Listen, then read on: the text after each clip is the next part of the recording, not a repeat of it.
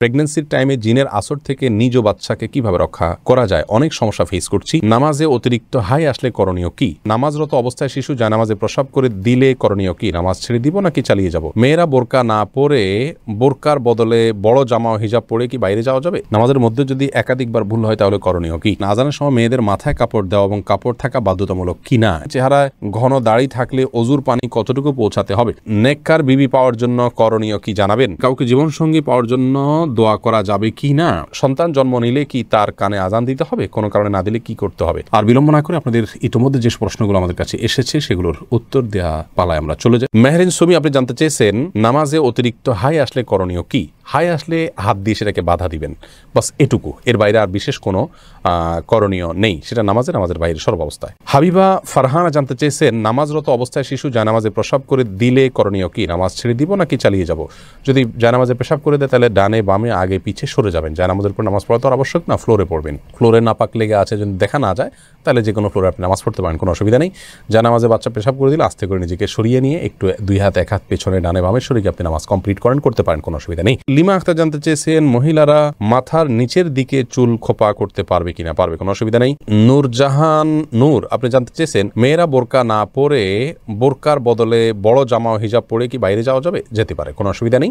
বোরকাই পড়তে হবে এমন কোনো কথা নেই। তার শরীরের সৌন্দর্যকে ঢাকতে হবে, অলংকার ইত্যাদিকে ঢাকতে হবে এটা কাপড় দিয়ে, তবে সে কাপড়টাও যাতে আবার দৃষ্টি আকর্ষণকারী না হয় সেদিকটা খেয়াল করতে হবে। যে কোনো একটা কাপড় দিয়ে নিজের সৌন্দর্য ঢাকলেই চলবে, বোরকাই হতে এমন কোনো কথা নাই। জামা যদি হয় তাহলে সে জামাটা যেন খুব বেশি চাকচিক্যপূর্ণ না হয় সেদিকটা খেয়াল রাখতে হবে এবং যথাসম্ভব পুরো শরীর যাতে ঢাকে সেরকম পোশাক পরতে হবে। নামাজের মধ্যে যদি একাধিকবার ভুল হয় তাহলে করণীয় কি? ভাই সায়েম, দেখতে হবে যে আপনার নামাজে ভুলটা কী ধরনের হয়েছে। যদি ফরজ ছুটে যায় তাহলে একবারও যদি ছুটে যায় তাহলে নামাজ ওইটা আবার পড়তে হবে আপনাকে। আর যদি ওয়াজিব ছুটে যায় তাহলে একবারের বেশি দুইবার তিনবারও যদি ওয়াজিব ছুটে, তিনটা ওয়াজিব যদি ছুটে যায় শেষে একটা সিজদা দিলে হয়ে যাবে। আর যদি সুন্নাত বা নফল ছুটে তাহলে একাধিক ছুটলেও নামাজ হয়ে যাবে, যদিও তার মান কমে যাবে। ধ্রুব তারা এআইডি থেকে আপনি জানতে চেয়েছেন আজানের সময় মেয়েদের মাথায় কাপড় দেওয়া এবং কাপড় থাকা বাধ্যতামূলক কিনা? এ বিষয়ে আমাদের একটা ভিডিও আছে, আপনি দেখে নিতে পারবেন। আজানের সময় মেয়েদের কাপড় দেওয়া মাথায় এটা আবশ্যক কিনা? উত্তর হলো না। আজানের সাথে মাথায় কাপড় দেওয়ার কোনো সম্পর্ক নেই। বাসাবাড়িতে যে সমস্ত মা বোনরা আছেন কিংবা পথে ঘাটে আছেন, মসজিদের সামনে দিয়ে যাচ্ছেন, আজান আওয়াজ শুনছে, ওইটা মাথায় কাপড় টেনে দিতে হবে, এমন কোনো বাধ্যবাধকতা নেই। তবে যদি তিনি বাইরে অন্য পুরুষের থাকেন তাহলে সর্বাবস্থায় তাকে মাথায় কাপড় টেনে নেওয়া উচিত, আজান দেওয়া অবস্থায়ও আজান না দিলেও। আর যদি বাসাবাড়িতে থাকেন তাহলে শুধু আজান দেওয়ার কারণে তার মাথায় কাপড় টেনে দেওয়ার বিশেষ কোনো গুরুত্ব ইসলাম শরিয়ার দৃষ্টিকোণ থেকে নাই। আমাদের অনেক মা বোনরা এটাকে অনেক বেশি গুরুত্বপূর্ণ মনে করেন। তাওহিদা ঈশা, আপনি জানতে চেয়েছেন বেনামাজি ব্যক্তির হাতের রান্না খাওয়া কি অনুচিত? বেনামাজি ব্যক্তির হাতে রান্না খাওয়া যাবে, কোনো অসুবিধা নেই। আপনি কি খাচ্ছেন এটা হলো মূল বিষয়। নামাজি ব্যক্তি হারাম জিনিস খেলে সেটা হবে হারাম, আর যদি বেনামাজি আপনাকে হালাল জিনিস খেতে পারেন, অসুবিধা নেই। হাফিজ মাহমুদ, আপনি হাফিজ আল মাহমুদ জানতেছেন চেহারায় ঘন দাড়ি থাকলে অজুর পানি কতটুকু পৌঁছাতে হবে? চেহারা যদি ঘন পানি থাকে, এই দাড়ি থাকে, তাহলে আপনার দাড়ির গোড়া পর্যন্ত পানি পৌঁছানো যদি অসম্ভব হয়, কঠিন পর্যায়ের হয়, তাহলে সেক্ষেত্রে দাড়ির প্রকাশ্য অংশে শুধুমাত্র পানি পৌঁছাইতে হবে, যতটুকু ভেতর পর্যন্ত যায় ততটুকু পৌঁছাইতে হবে, গোড়া পর্যন্ত পৌঁছানো বাধ্যতামূলক নয়। আতিকুর রহমান, আপনি জানতে চাইছেন কবর জিয়ারত করার সময় আমরা সূরা পড়ি, আসলে কবর জিয়ারত করার সময় আমরা কি পড়বো, দোয়া কিভাবে করব? কবর জিয়ারতের নিয়ম জাস্ট এটি লিখে দিলে আমাদের এই পেজে একটা ভিডিও পাবেন, বা আমাদের ইউটিউব চ্যানেলে আসুন্নাহ ফাউন্ডেশন লিখে দিলে যে চ্যানেল আসবে সেখানেও একটা ভিডিও পাবেন। আপনি কবর জিয়ারত করার সম্পর্কে বিস্তারিত সেখানে জানতে পারবেন। কবর জিয়ারতের জন্য কোনো দোয়া পড়ার, কোনো সূরা পড়ার কোনো আবশ্যকতা নেই। মূলত সালাম এবং শান্তির দোয়া করবেন মৃত ব্যক্তির জন্য। সালামুন আলাইকুম দারাকুম মুমিনিন ওয়া ইন্না ইনশাআল্লাহু বিকুম লাহিকুন। বিভিন্ন রকমের সালামের ভাষ্য ফরম্যাট হাদিসে আসছে, সেগুলো যে কোনো একটা পড়লে হবে। এমডি আব্দুর রাজ্জাক জানতে চেয়েছেন নেককার বিবি পাওয়ার জন্য করণীয় কি জানাবেন? নেককার বিবি বা স্ত্রী পাওয়ার জন্য আগে নিজে নেককার হতে হবে। সূরা ফুরকানের 74 নম্বর আয়াতের যে দোয়া আছে সেটা পাঠ করতে হবে বেশি বেশি করে। সেই সাথে নেক সঙ্গীদের সাথে আপনার ওঠা বসা করতে হবে, নেক পরিবেশের সাথে থাকতে হবে।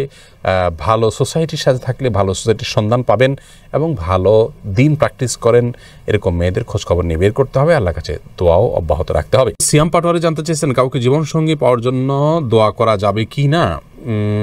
নির্দিষ্ট কাউকে জীবনসঙ্গী হিসাবে পাওয়ার জন্য দোয়া করা যাবে কিনা এ বিষয়ে আমাদের একটি বক্তব্য রয়েছে, এই পেজে পাবেন, আমাদের ইউটিউব চ্যানেলে পাবেন, সেখান থেকে আপনি জানতে পারেন।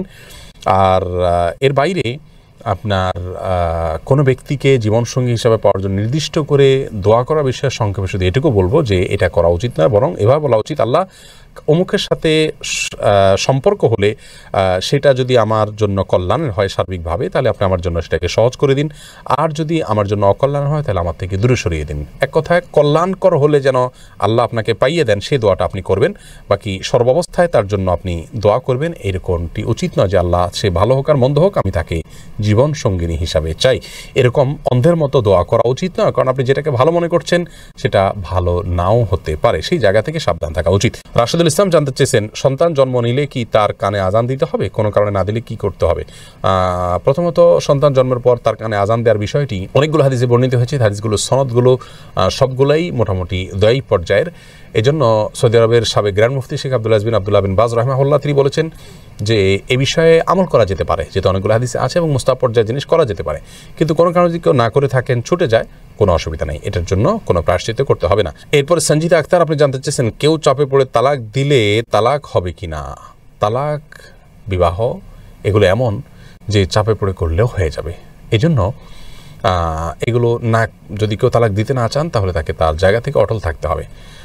যদি কেউ জবরদস্তি করে আপনার থেকে তালাক নেয়, কারো কাছ থেকে তালাক নেয়, তাহলে কিন্তু তালাক পতিত হয়ে যাবে। রাউফি ইসলাম জানতে চেয়েছেন, পর্দার ক্ষেত্রে চোখ বের করে রাখা যাবে কিনা, তাতে পর্দার খেলাপ হবে কিনা?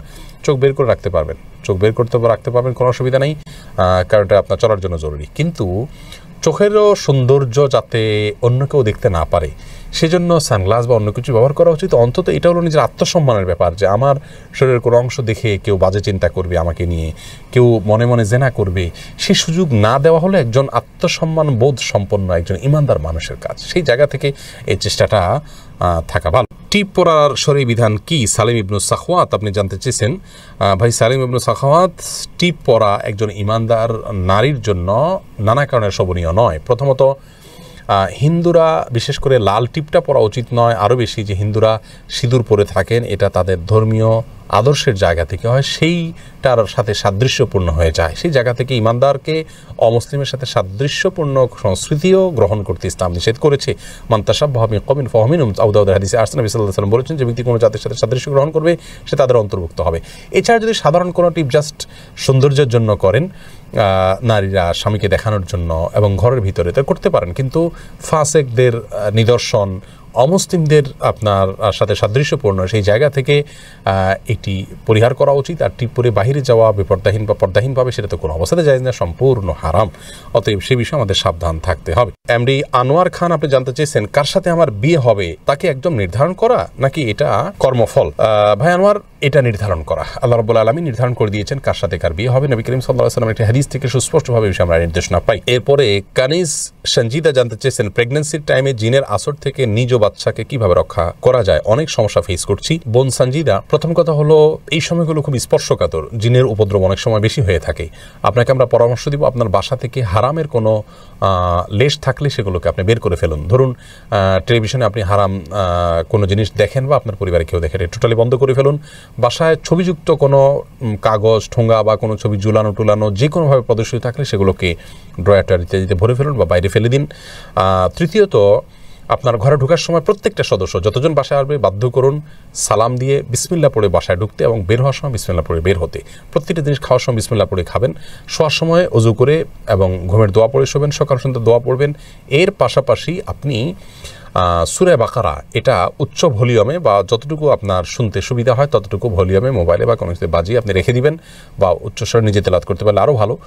আর রুকিয়া অ্যাপ আছে, অনেক রুকিয়ার অ্যাপ আছে যেগুলোতে শুধু কোরআন হাদিসের দোয়া এবং আয়াত আছে শুধুমাত্র, সেগুলোকে চালিয়ে রাখতে পারেন বাসা বাড়িতে। ইনশাআল্লাহ বিদিনিল্লাহ উপদ্রব অনেকখানি কমে যাবে।